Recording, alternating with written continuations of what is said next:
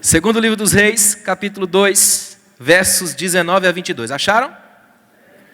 Eu gostaria que você prestasse muita atenção a essa leitura, porque hoje à tarde eu estava pensando ali, orando no que dizer aqui, e essa palavra bateu profundo no meu coração pela importância, potência desse texto. Que texto, irmãos? Tem alguns textos na Bíblia, vocês já me conhecem, tem alguns textos na Bíblia que eu cavo, eu gosto de ficar neles um bom tempo. Já tem alguns que me nocauteiam, esse é um. A força desse texto, o que esse texto me mostrou hoje à tarde, é de tirar o fôlego da gente. Eu queria muito que hoje aqui a gente saísse com essa perspectiva na cabeça. O que é que Deus pode fazer quando nós somos agentes de transformação das fontes? Amém? Transformação das fontes. Dá uma olhada no texto, segundo livro dos Reis, capítulo 2, versos 19 a 22. Olha que incrível. Os moradores da cidade disseram a Eliseu: como podes ver, a localização da cidade é boa, mas as águas são péssimas e a terra é estéril. Ele disse: trazei-me um jarro novo e colocai sal nele. E eles o trouxeram. Então ele foi à nascente das águas, e jogando sal sobre ela, disse: assim diz o Senhor, purifiquei estas águas, e elas não causarão mais morte, nem esterilidade. Aquelas águas ficaram puras até o dia de hoje, conforme a palavra que Eliseu havia dito. Amém. Irmãos, pensa num negócio extraordinário. Eliseu está literalmente vivendo uma transição das mais difíceis. Ele simplesmente vê, literalmente, Elias ser levado vivo ao céu, na frente dele. Ele agora não tem muito o que fazer, ele está repleto de uma graça espetacular, vivendo um momento histórico sem precedentes, e tudo que ele tem pela frente agora é cruzar o Jordão e seguir para ver o que vai acontecer na vida, uma santa expectativa.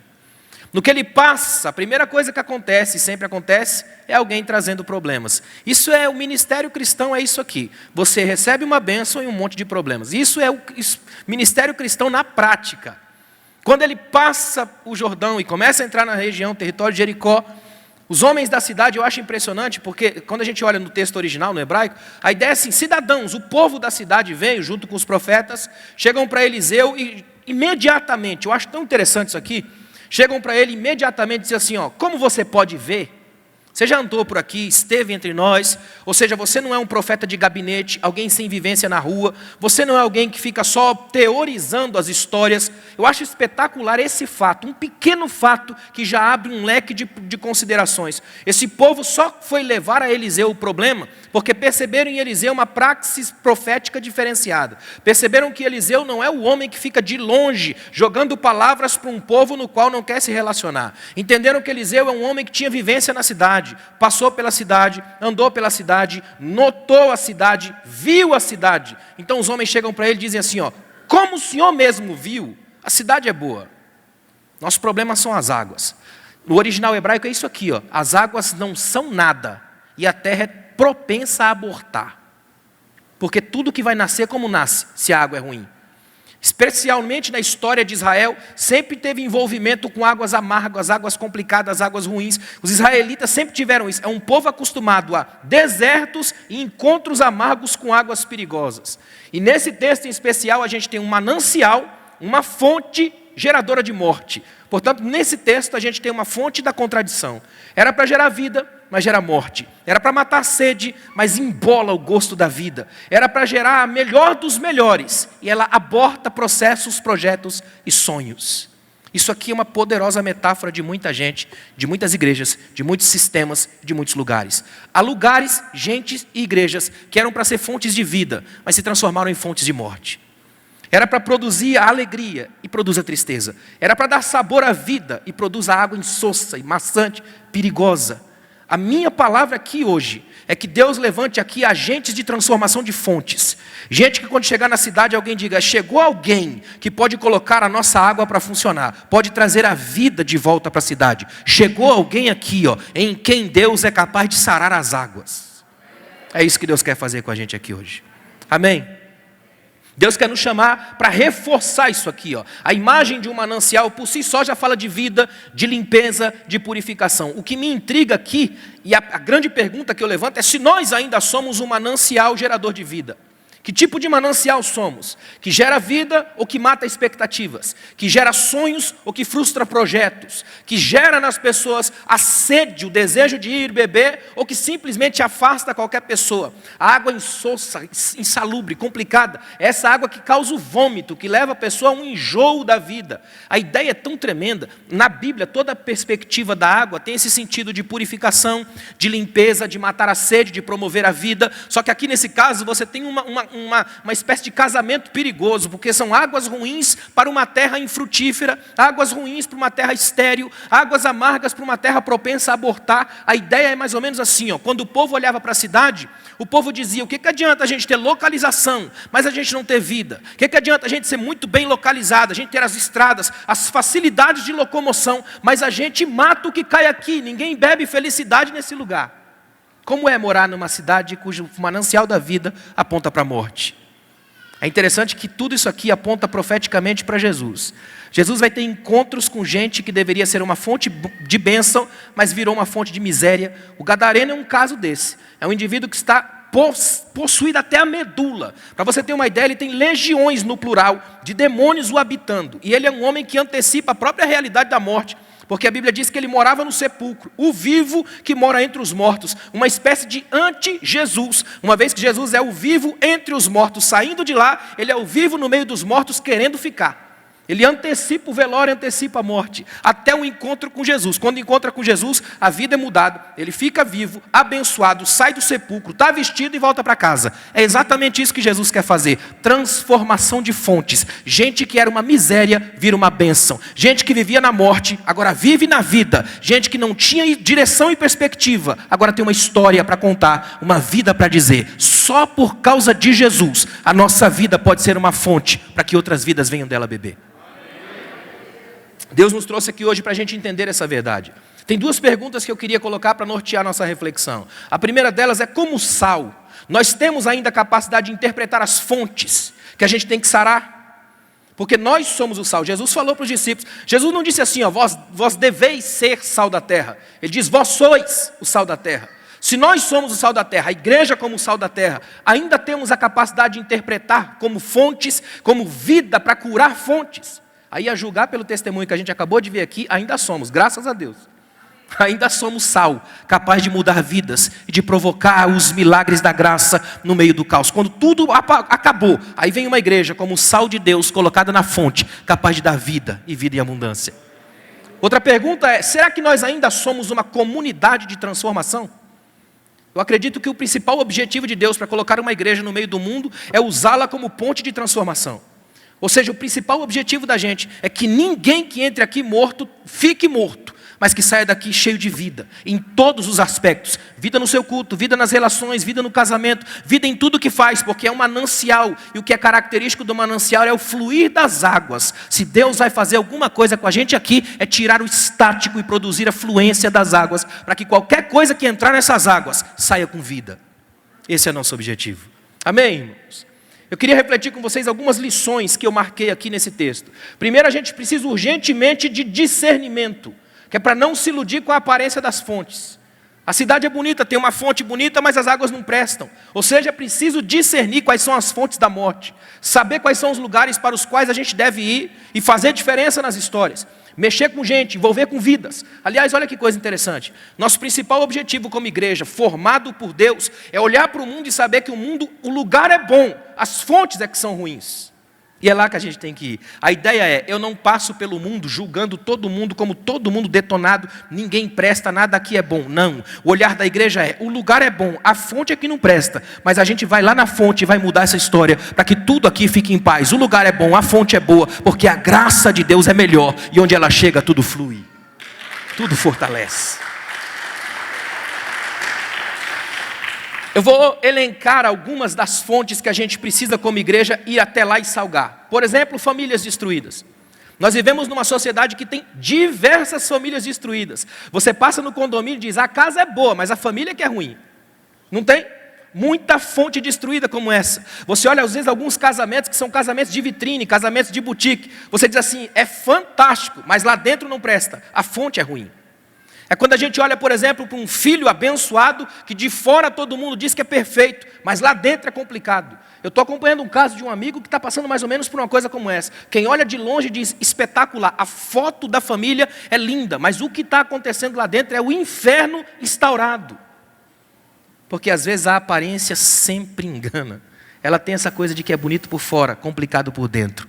Ainda bem que o próprio Deus fala para Samuel, lá em 1 Samuel 16, não olhe nem para a altura, nem para a aparência, porque o Senhor não vê como vê o homem.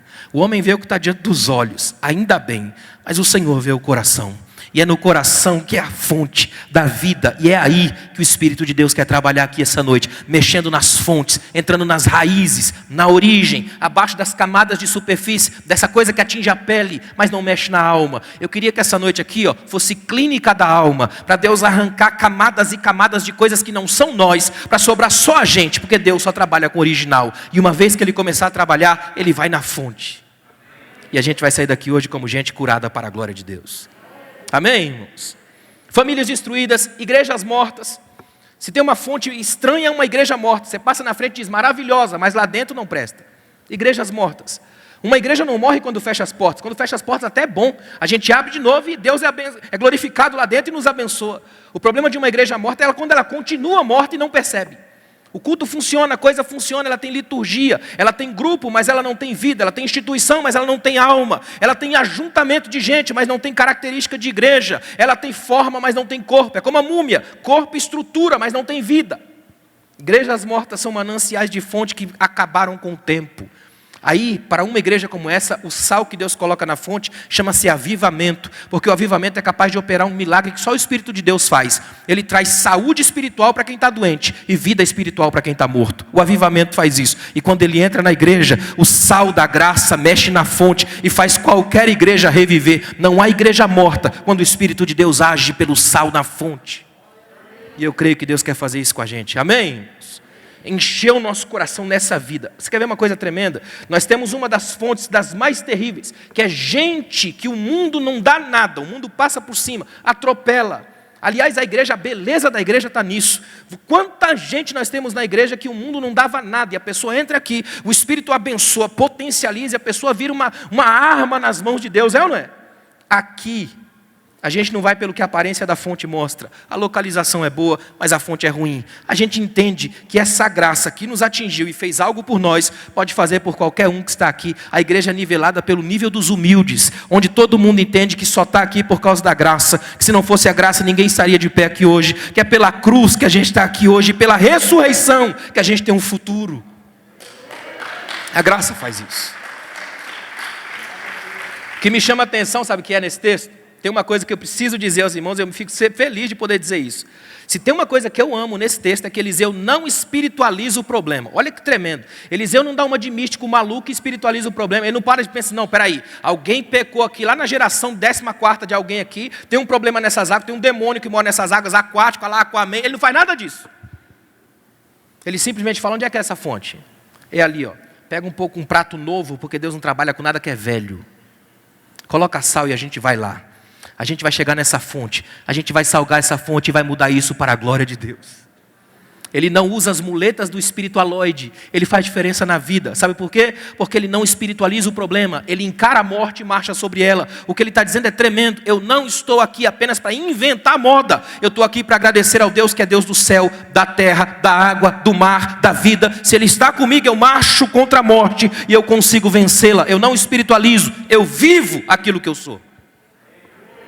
Cuidado com gente que tem espiritualidade demais, espiritualiza demais. Aliás, eu falei aqui ontem no evento dos homens. Em nenhum lugar na Bíblia, no Novo Testamento, por exemplo, você vai ver Jesus falar para os discípulos assim, ó, vocês têm que ser espirituais, hein? Você nunca vê Jesus dizer isso.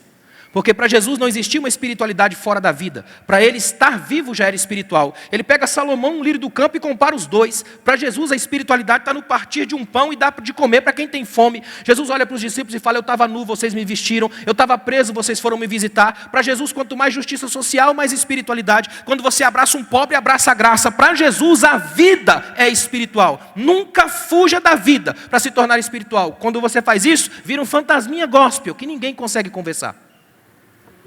É daqueles que você cumprimenta com a paz do Senhor e não sente a mão, que ele está celestializado. Não é? Você não tem conversa, você não chega junto. O cara não ri, não brinca. Ele já morreu, só não avisaram. A maior alegria que eu vejo no Espírito de Deus é saber que a gente está aqui hoje vivo, como gente, homens e mulheres, mas ainda recebem essa graça suficiente para viver aqui e para discernir fontes que precisam ser transformadas. Aí Deus nos usa como agentes da graça, parceiros do reino, numa missão que sai curando vidas pela cidade. Não tem nada mais bonito do que isso. Curar vidas pela cidade. Gente que cura vidas por onde passa, que estende a mão ao aflito, que faz diferença na vida, que ora junto, que chora junto. Está dando para entender o que Deus está falando aqui? Discernir as fontes. A gente precisa discernir as nossas fontes. A família, a igreja, as pessoas, os lugares nos quais Deus está nos plantando para fazer alguma diferença. Sabe por que eu estou dizendo isso? Tem gente realmente que tem aquela sensação assim: olha, eu estou aqui na igreja, mas assim, tem os pastores lá que lidam com o ministério. Tem os irmãos do louvor que eles lidam com a música. Tem os irmãos da diaconia que lidam com esses trabalhos e serviços da igreja. Aí a pessoa meio que cruza o braço e fala: eu só estou aqui. Ele se sente um inútil celestializado. Não existe essa categoria na igreja. E é isso que é tremendo na igreja. Todo mundo aqui é importante e útil no reino. Porque se você está aqui, foi porque uma mão poderosa arrancou você do caos e te colocou aqui. Ninguém está aqui porque foi no arrasto, foi no dedo. Ele te escolheu, sabe quem você é. E se você está aqui hoje, não foi você que escolheu ele. Ele escolheu você. É mistério da graça, é alegria de estar vivo. Você foi alcançado por um Deus que sabe que em alguma coisa na sua vida pode servir como transformação de fontes. Aí vou fazer um convite a você aqui hoje. Saia daqui hoje para transformar as fontes no quintal da sua casa, no condomínio onde você mora, no prédio onde você mora, na empresa onde você trabalha, na escola onde você vai. Seja transformador de fontes. Sentiu o cheiro de águas amargas? Jogue o sal da vida. Sentiu o cheiro de frustração? Jogue a graça. Você foi chamado para projetar futuro, construir horizontes. Você não foi chamado para frear ninguém, mas para exigir a vida. Onde a vida chegar, é porque você chegou junto. Chegue junto. Segunda coisa que me encanta nesse texto é que a gente tem aqui uma espiritualidade da esperança. Quer ver uma coisa? O versículo 19 diz assim, ó: a cidade é bem localizada. Eu acho tão tremenda essa expressão, eu gosto dessa. Os homens que foram conversar com Eliseu, olha que interessante, eles não foram pela via do pessimismo. Eles não chegaram dizendo assim: Eliseu, essa cidade tem um problema grave, nenhuma água aqui é boa, nada cresce aqui é complicado, ou lugar difícil. Se eles falam isso, eu estou vendo até Eliseu já dar uns passinhos para trás e falar: oh, Deus abençoe vocês, fui.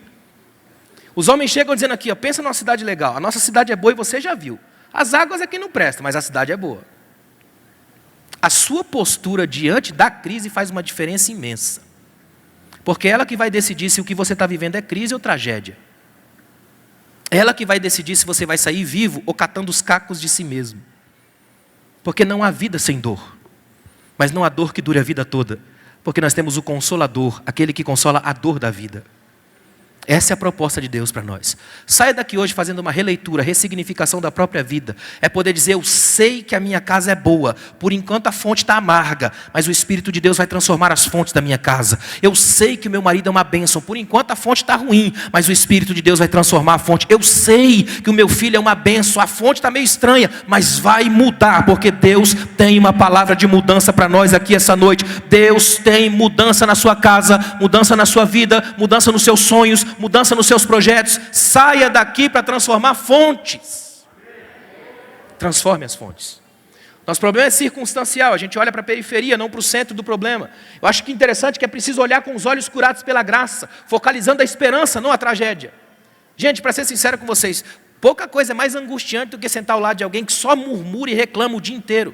A palavra no hebraico para murmuração é a mesma palavra para memória teimosa, para arrancar a casca da ferida, aquela coisa que nunca sara, mania de não esquecer, de ficar na mesma coisa o tempo todo, sem sair dali, patinando no mesmo lugar.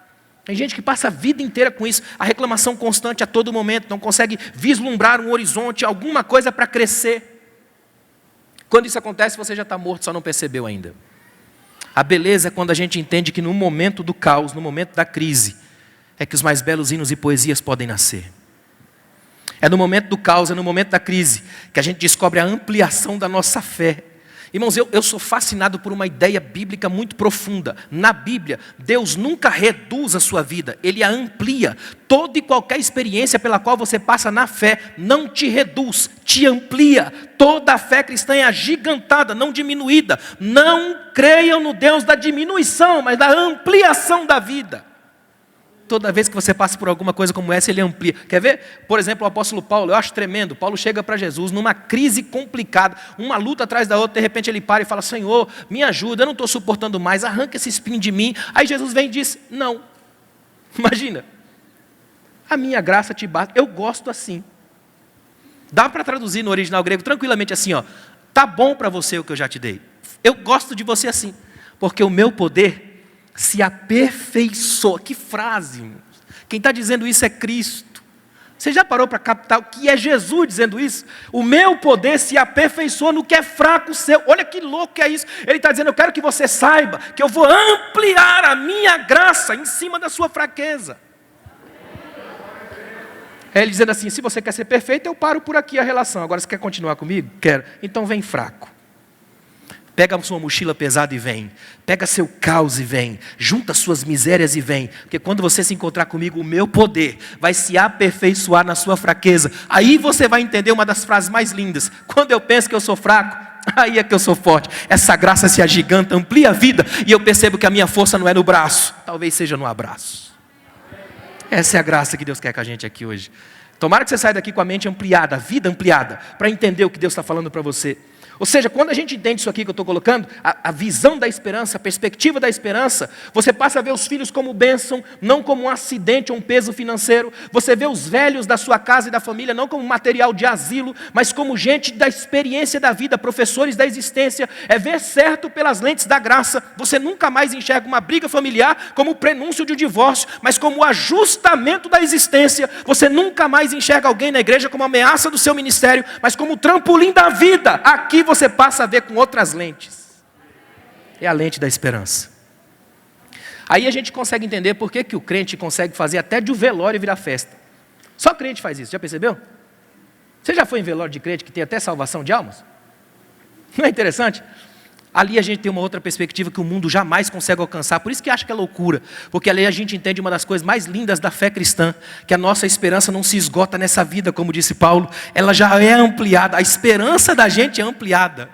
Tem um poeta inglês que eu amo, chamado John Donne. John Donne fez um poema espetacular na época da peste. A peste devastou a Europa, matou milhares de pessoas e ele estava doente. Então ele achou que estava com a peste. Aí se fechou num quarto e começou a escrever um poema dos mais lindos que a gente tem noção na história. Chama-se Morte, Tu Morrerás. No meio do poema ele dá um grito, olha que tremendo. Ele diz assim: morte, tu pensas que és a tal, a senhora de todos os horrores, só porque tu andas com os venenos e as mortes e as armas? Não és. Imagina, eu tenho a sensação de que ele se levanta e mete o dedo na cara da morte e diz: não és.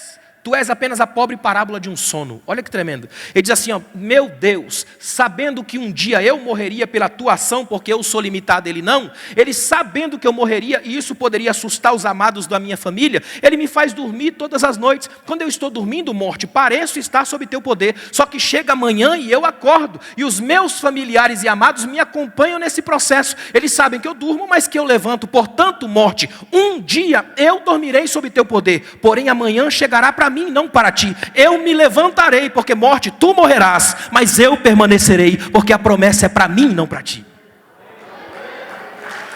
Morte, tu morrerás. Já parou para pensar que você poderá estar presente no velório da morte? Não é lindo? Tenta imaginar aquelas mulheres de madrugada chegando no sepulcro e recebendo uma das notícias mais esquisitas da história. Por que vocês procuram entre os mortos aquele que está vivo? Eu acho que nunca teve na vida alguém com a maior alegria de estar errado. A gente errou, graças a Deus, ele não está mais aqui, ele está livre, vivo, ele partiu daqui. A frase de Jesus não é jaz aqui, é ele veio até aqui, seguiu em diante e ninguém mais para a marcha dele, porque quem está nele tem a visão ampliada, sabe que a partir dele todas as fontes podem ser curadas. Se você, escuta uma coisa aqui, ó. Se você é capaz de acreditar de verdade, com todo o coração, com toda a sua alma, que Jesus Cristo saiu vivo do túmulo, não existe nada mais que você não possa crer que Jesus seja capaz de fazer. Ele pode mudar casamentos, Ele pode libertar mortos, Ele pode curar vidas, Ele pode qualquer coisa, porque o maior de todos os inimigos Ele já derrotou. Portanto, nós estamos aqui hoje só para celebrar a vida e poder agradecer pelo fato de Ele ainda sarar as nossas fontes. Terceira lição que eu acho extraordinária aqui, é que a gente precisa de inteligência para traçar planos de bênçãos. É inteligência espiritual de alto nível que Eliseu faz aqui. Eliseu coloca sal na fonte, não nas margens. Eliseu não diz assim, peraí, deixa eu fazer uma coisa aqui. Onde que nasce a água? Nasce lá em cima, no pé da montanha. Aí Eliseu pensa, tá, então vamos traçar o curso do rio para passar mais perto onde eu estou, para não gastar tempo. Aqui mesmo eu jogo, é tudo a mesma água. Não. Eliseu diz, onde é que são as fontes? São lá. Então é lá que a gente vai. Inteligência espiritual de alto nível. Eu não preciso simplesmente pegar um caminho meio andado. Eu preciso entender que há uma parte minha no processo a ser feito. O impossível Deus vai fazer, sarar a fonte. Mas o possível é meu. Eu vou jogar sal lá. Eu vou fazer. Eu acho tremendo que aqui essa noite eu não estou pregando a você o Deus que dá, mas o Deus que te ajuda a ser. O Deus que acerta as pontas da sua vida na parceria, caminhando com Ele. Olha que coisa interessante, é sal na fonte, não nas margens. O problema atingido na essência, é mirar o essencial, não o acidental. O miolo, não a casca. A essência, o conteúdo, não a aparência. Muita gente passa por uma série de crises e se arrebenta na vida inteira por não acertar o miolo, a essência. Fica pelas margens. Você já viu gente que tem discursos extraordinários e desculpas das mais elaboradas para os seus problemas? Tem gente que diz assim, não, eu tenho um problema. Na verdade não é um problema, pastor, é um desvio psicológico que veio de alguém da minha 4ª geração. Eu fiz um mapa astral de mim e eu descobri que alguém pisou na bola lá atrás, a coisa vibrou na teia e chegou até mim. Aí, ou seja, não fui eu que errei. É igual aquele irmão que foi confessar o pecado para o pastor e disse, pastor, na verdade eu não caí, ela me derrubou. Há muita gente passando por isso. Eu lembro de uma história, um líder de uma cidade, olha que interessante. Ele foi escolher o seu sucessor. Olha que interessante que é isso. E no dia que ele foi escolher o seu sucessor para levar a cidade adiante, era uma tribo africana, entre eles tinha esse costume. Ele disse o seguinte, ele chamou 12 dos seus discípulos mais proeminentes, colocou numa sala, pegou uma mesa em frente e disse assim, está vendo essa mesa vazia? Estão vendo? Todos eles, estamos vendo, Senhor. Eu vou atrás daquela cortina, vou trazer um problema, colocar sobre a mesa. Aquele dentre vós que eliminar o problema será o novo líder. Então ele sai, quando ele volta com um vaso de dinastia Ming, porcelana chinesa de altíssimo padrão, lindo. Coloca em cima da mesa, coloca umas flores dentro do vaso, afasta e diz, eis aí o problema. E aí fica um olhando para a cara do outro, que problema? Um nem vê o vaso, mas como é que isso é um problema? E começa um a olhar para o outro sem saber o que vai fazer, o mestre cruza os braços e fica esperando. Até que um dos rapazes entende, ele puxa a espada, vai para cima, arrebenta o vaso, corta as flores, até a mesa ele quebra. Na imediata hora o mestre se levanta e diz, esse é o novo sucessor, porque ele descobriu que o problema, ainda que lindo, é problema, deve ser eliminado. Quais são os seus problemas lindos e maravilhosos que você ainda não teve coragem de arrancar? Às vezes a gente tem problemas maravilhosos. A mentira é um deles. A gente mente com uma facilidade incrível. Tem mentiras que são lindas. Tão lindas que às vezes são cantadas, né? Somos corpo, assim bem ajustados, totalmente ligados, unidos, vivendo em amor, uma família, sem qualquer falsidade. Conhece alguma? Faz parte do pacote. Não é para não deixar de cantar, não. É para cantar e fazer virar verdade. Amém? É sarar a fonte. O que eu estou dizendo com isso? A gente precisa saber onde é a essência do problema. É lá que se joga sal. Não é nas margens, é na essência. O que Deus está dizendo para cada um aqui hoje é individual. Só você sabe qual é a essência, o lugar ideal onde Deus quer que você mude. Eu não posso fazer isso por você. Daqui eu não vou jogar sal. O que eu estou dizendo é que ou você encara a essência do seu problema, ou vai passar a vida inteira dando desculpas para si mesmo, alimentando o próprio fracasso. E aí talvez alguém pense, mas eu nem sei qual é a essência do meu problema. Ah, sabe, todo mundo sabe. Porque se você está aqui hoje e vivo, o Espírito de Deus fala ao seu coração e diz exatamente onde é. E essa coisa é tão certa que a gente finge e tenta disfarçar e ir para outro lugar. Vá até as fontes hoje, porque essa noite Deus te trouxe aqui para curar as fontes da sua vida. E se você tiver a oportunidade, não perca, faça isso hoje, porque hoje você vai sair daqui com as águas saradas da sua alma e a esterilidade arrancada de você. É sal na fonte. É o miolo, não a casca. Eu acho interessante que certas geografias bíblicas falam por si.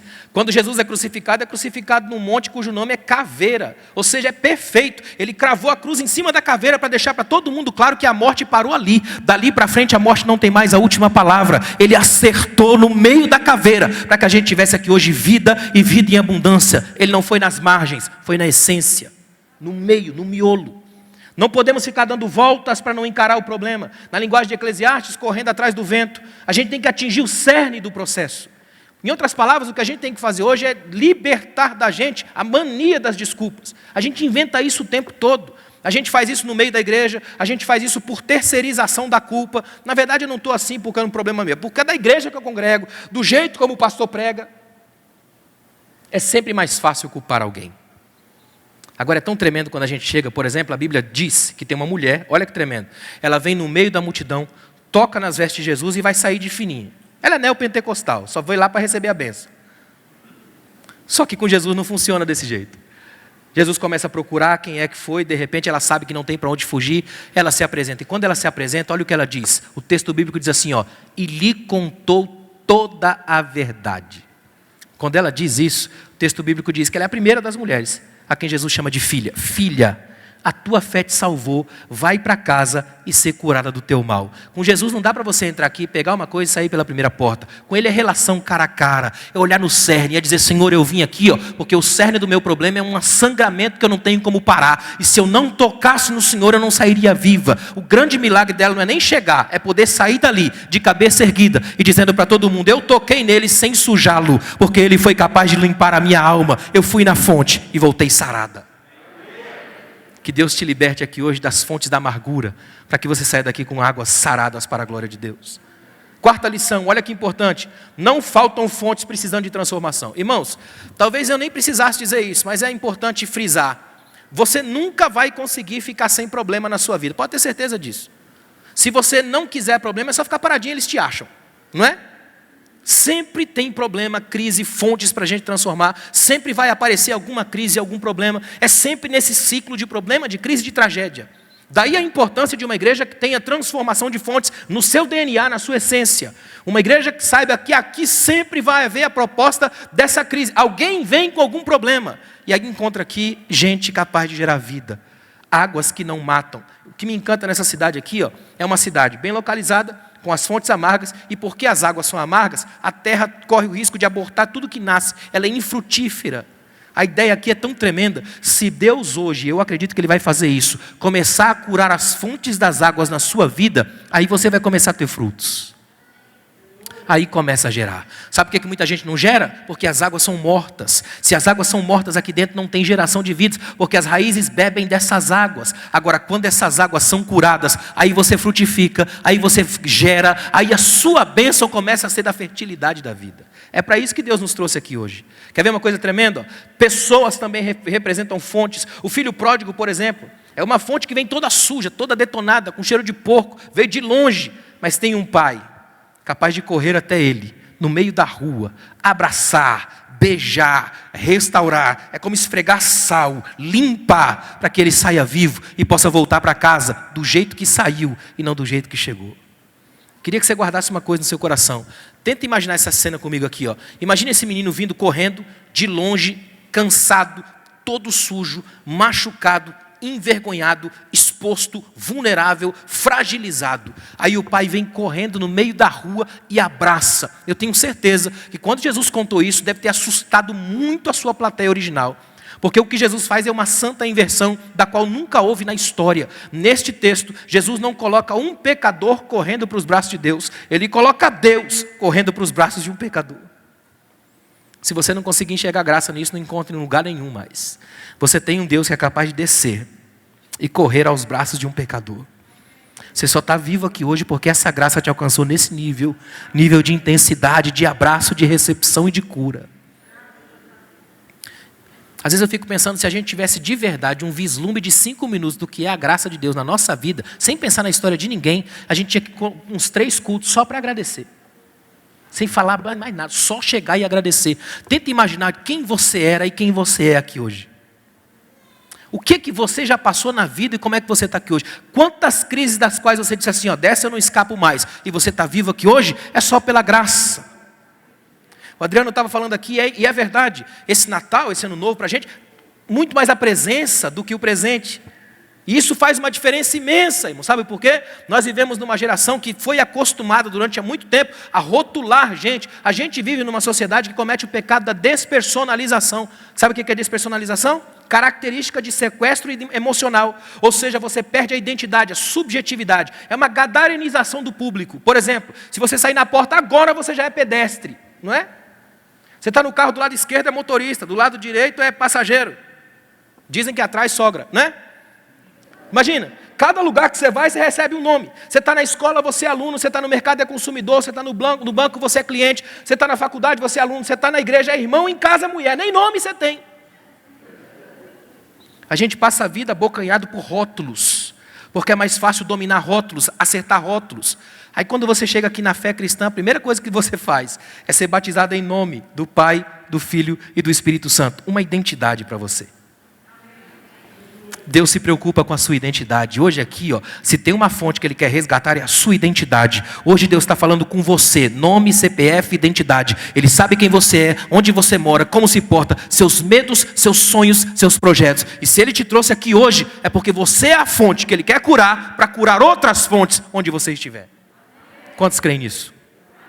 Que Deus faça você que levantou a mão aqui hoje sair daqui fonte. Fonte para curar outras fontes, fonte para restaurar outras fontes. Eu creio que Deus quer levantar fontes de vidas aqui essa noite. Gente que vai curar fontes no bairro, gente que vai curar fontes no condomínio, gente que vai curar fontes no prédio onde mora, gente que vai curar fontes na faculdade, na escola, no emprego, gente que vai curar por onde passar, que você seja manancial, gerador de vida. Onde você passar, a graça te leve a curar vidas.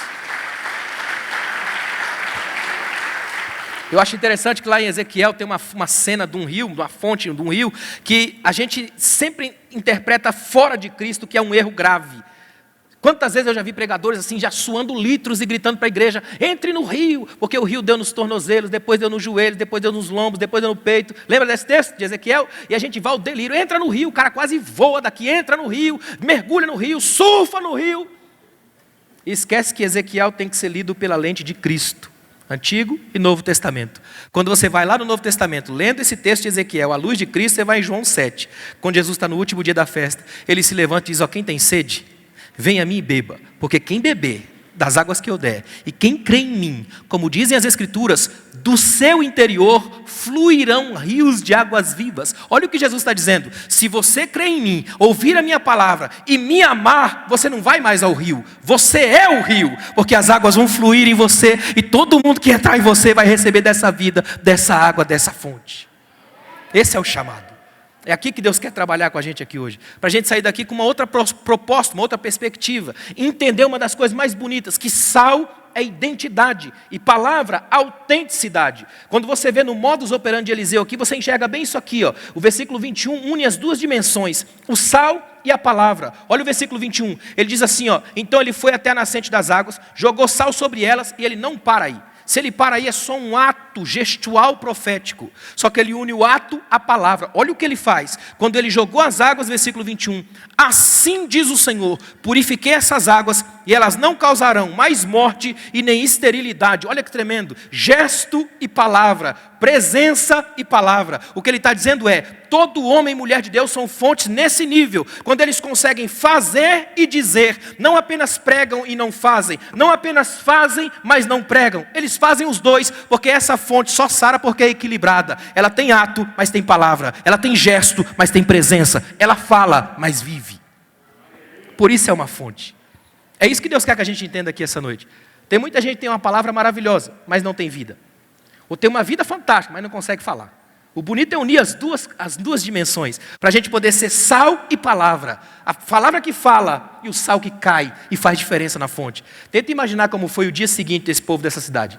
Vamos fazer um exercício teatral. Imagina por um momento que você é dona de casa nessa cidade.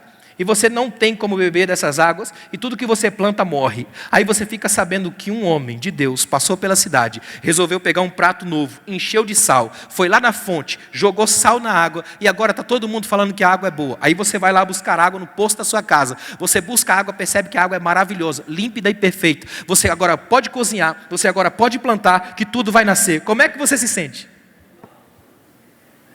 Essa talvez seja a melhor expectativa de um milagre na Bíblia. O milagre tem toda a honra e glória para o Senhor, não para Eliseu. Porque Eliseu não faz, ele só serve ao Deus que faz. Ele faz e sai de cena e abençoa uma cidade inteira até hoje. Para que todo mundo saiba que quando um homem e uma mulher de Deus passam por uma cidade, a honra não é deles, a glória é do Senhor. E toda a honra e toda a glória são devolvidas a Ele e a cidade tem vida de novo. Pensa no milagre tremendo. O milagre de fazer alguém cozinhar bem, não é tremendo? O milagre de fazer alguém plantar feliz e poder colher em paz.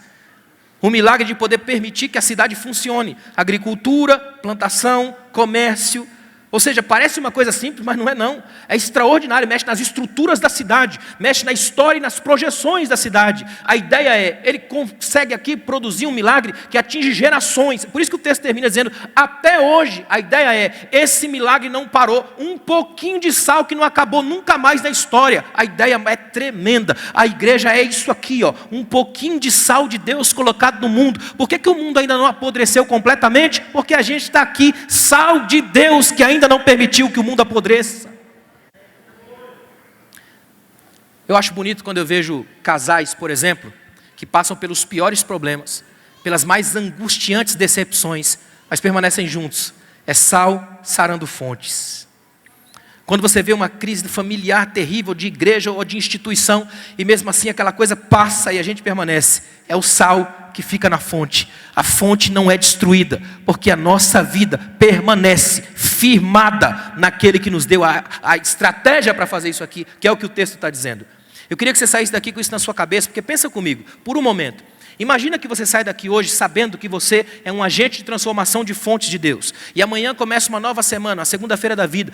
Quantas fontes amargas você vai ter acesso a essa semana? E agora com isso aqui em mente, quem sabe, no final do outro domingo, você possa dizer, olha, eu atravessei uma semana inteira sarando fontes. E Deus foi fazendo vida no todo quanto é lugar. E as pessoas estão plantando e colhendo, porque a graça de Deus me transformou em revolucionário de fontes. Interessante que sal sem palavra é só um projeto impressionante, mas não salva. Palavra sem sal é só impacto, mas não transforma. Mas quando a gente consegue unir os dois, aí a gente tem vidas sendo salvas, água para beber e coisa para plantar, semente para colher, porque a graça de Deus é capaz de mudar o histórico e a história de quem se envolve com Deus nesse nível. Quero que você saia daqui entendendo essa verdade aqui hoje. O Espírito de Deus nos trouxe aqui para nos transformar em fontes, capaz de renovar outras fontes para a glória de Deus. Você crê nisso? Fica de pé, por favor. Eu quero orar com você. Sal na fonte, transformação de origens e de essências. É gente que entende o que Deus está fazendo e o que Deus está falando no seu coração. Eu quero que você saia daqui hoje com a certeza feliz de que o Espírito de Deus conhece muito bem cada um de vocês. Sabe exatamente onde as fontes de miséria estão para que você seja responsável por essa transformação. Tenta imaginar isso aqui, ó. Eliseu acaba de simplesmente ter que suceder Elias. Não é fácil isso. Imagina que sai de cena um gigante como Elias. E Eliseu agora tem que entrar em cena como profeta naquela situação. O lugar é crítico, a situação é crítica. E ele tem que passar por isso. E quando passa, a primeira coisa que encontra é uma cidade em crise. E um monte de gente trazendo um problema. Só que agora ele já sabe. O Deus de Elias está comigo. A unção de Deus está sobre mim. E eu vou marchar até essa morte. E nunca mais isso vai acontecer. E nunca mais a morte e a esterilidade estiveram naquela cidade. Eu queria desafiar você aqui hoje, em nome de Jesus, que quando você entrar ou sair de algum lugar, as pessoas daquele lugar possam dizer, nunca mais a morte e a esterilidade estiveram aqui. Porque entrou aqui alguém com sal na fonte, foi lá na essência e curou a vida e a história da minha cidade. O que nós estamos fazendo aqui hoje? Nós somos sal de Deus, sim ou não? Então aqui é uma espécie de saleiro gospel, não é? O sal no saleiro não funciona. Mas eu acredito que hoje a mão de Deus vai pegar esse sal e vai sair jogando pelos lugares da cidade. Agora tenta imaginar que coisa linda que é isso. Cada um de vocês aqui, ó, cada um para uma direção, indo para os vários lugares da cidade, como punhados de sal da glória de Deus, mexendo em vidas. Irmãos, é impossível que a cidade permaneça do mesmo jeito, porque as fontes vão ser saradas. Saia daqui hoje para curar fontes. Amém? Feche os seus olhos. Obrigado, Deus. Obrigado por essa oportunidade, Pai. A minha gratidão se estende aqui hoje porque eu sei, Senhor, que eu estou diante de um povo que vai se transformar em sal de verdade, sarando vidas. Quantas fontes destruídas tem nessa cidade, nos bairros, nas casas. Mas a partir de hoje, Senhor, com a força desta palavra, que não é minha, é tua, vai gerar no nosso coração, Senhor, a potência ideal para sair daqui transformando fontes, salgando as margens, mas também a essência, o manancial, a fonte. E dizendo assim, diz o Senhor, nunca mais a morte, nunca mais a esterilidade, nunca mais a desistência. A partir de hoje, Senhor, novos tempos, novos dias, nova história, novas possibilidades. Abre a janela dos sonhos, abre o horizonte, desembaça a tela, que os teus filhos saiam daqui hoje enxergando novos modos de ser e viver. Levanta homens e mulheres aqui que sejam revolucionários de fontes, que sejam agentes de transformação do caos, que sejam novos homens e mulheres capazes de produzir vida. Ó Deus, mude situações aqui hoje e que os testemunhos possam ser contados ao longo dos dias, dos meses, dos anos. Obrigado por cada um que está aqui hoje, em nome de Jesus. Obrigado, irmãos. Deus abençoe.